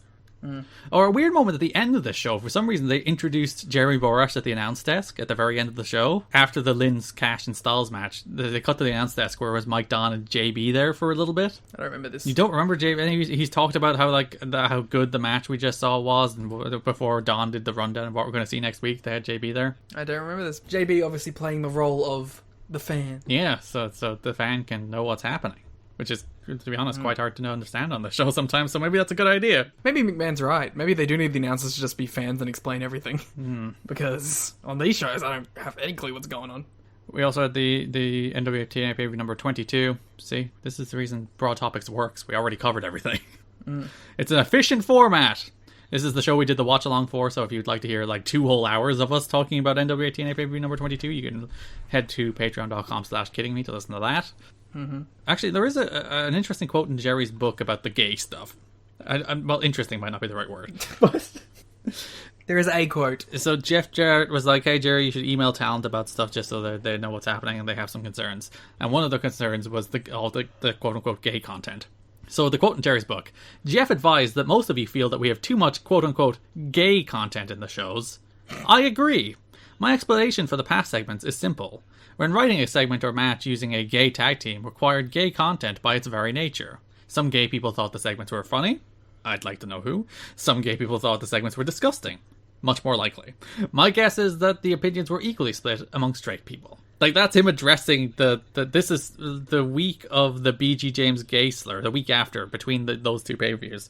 And we did mention that, the gay stuff was somewhat more tastefully executed in recent months, and then they went to the very dirt worse, to the extent that he had to address it. And they did actually apologize for the gay slur BG threw out, saying it wasn't scripted. BG James, man, just... But even if it wasn't scripted, the intent of that segment was oh, look at the gay bad guy, BG's gonna beat him up. So even if he didn't drop the slur, the intent of that segment is he's beating up the gay guy. Yeah. Oh, dearie me. Dearie me. That brings us to NWA TNA pay-per-view number 23, which is all the Russo stuff, all the this show sucks stuff. That's us reviewing it, not not Russo. I did enjoy, there was a sign in the crowd at one stage that Vince owns entertainment, but Jarrett owns wrestling. And it's oh, you poor soul, what a bad show to bring this sign to. It's not how you spell Khan. The show where Vince Russo does this show stinks, I need to bring back sports entertainment show is the show where you bring the Jarrett's own wrestling sign. Well, to be fair, but that's the whole point, isn't it? That's the heat. The problem is the whole Russo character is meant to be the bad guy, but he actually thinks he's right. So, but you know what the actual problem is, though? That the idea here is that TNA is meant to be this pure sports wrestling show. I mean, it was for a couple of months. But even when it was, there was bits of it that very much wasn't. Yeah, but it's it was little sprinkles of it. It exists. I wouldn't blame the fan for bringing this sign at this point.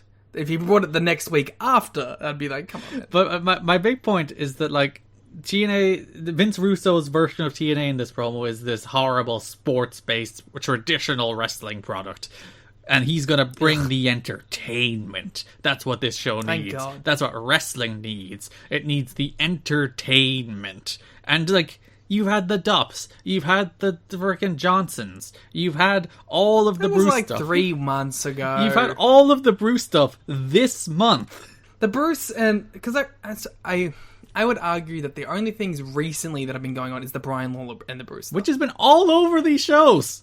Yeah, but it's one thing. Really. It culminates in one thing. Bruce has officially given up Miss TNA. He's going by Alan Funk now. He's given it to April, apparently. We'll see how that plays out. Probably won't. I did quite enjoy, there was a video package before Styles and Lynn on the final show of the month, where they had this photo effect for Styles. Where they had this single image of Styles, and you know the way when they drop the photos on top, it's usually like, oh, it's a different image every time. Not in TNA, not for TNA video editing in 2002, where instead it was just different frames around this single image of AJ looking like a smug git. And I found it way too funny. I don't know why. AJ's great. He's just got the most punchable face too. Really helps. He does. He's just a smug shit and you want to hit him. I can see why Jerry hates him. Jerry's just like, I just want to hit him. I think last note I have is Dory Funk showed up. He did a little promo about the good old days, talking about all the old guys. Did he do like a shoot interview? Because they did like a weird trailer for a Dory Funk shoot halfway through this. It wasn't even a shoot interview. It's like, what if we condensed a Dory Funk shoot down to like 2 minutes? That's what we're going to put on the show. For like a second I was like, did they do the Ring of Honor thing where they just like release their own branded shoot interviews or something? It wouldn't have been the worst idea. Yeah, like you get some guys in there and they get Jarrett to go talk 2 hours and then release it on DVD. It was a nice little segment though, talking about the good old days. I like seeing Dory. Still wrestling. What a bad man. They asked him about Russo, and he's like, oh, Russo, what a piece of shit. He's like, oh, I shouldn't have said that. Sorry, guys. It just came out. Ugh. The final note I wanted to mention, November 29th in Jerry's book. I spent the morning working at home on show number 24. This show reflects a lot of segments suggested by Jeff and Vince Russo. I really have no opinion as to how good or bad the show will be received. It is a great deal different from our past shows. My concern is that the fans might feel there is too much backstage content and too little in-ring action. If the backstage segments go well, the show could be exciting. My other concern is the show is building to a match between Jeff and Truth against the Harris Bros, and my fear is nobody will care. The Harris Bros get a great deal of negative criticism from the internet and this podcast. Except for Garrett. Stop it. Leave me alone. What? They're your guys. You're the one who keeps talking about how much you love the Harris brothers. You were the one who said that if they weren't Nazis, I'd like them. So you were the one who was on the hook for liking the Harris Bros. If they weren't Nazis, I would like them. You like them because they are. I was going to drop it, but you make it too easy. You're a bully. You're a bully and a mean person. But yes, that's a foreshadowing for what is to come. The further Vince Russo influenced content, which we will cover in 2 weeks on the December 2002 I can't wait for episode. these shows to get way more difficult to watch. To be fair, they'll probably be more interesting to talk about. For all the wrong reasons. Yeah, but it takes me 2 hours to talk about them. It takes me 8 hours to watch them.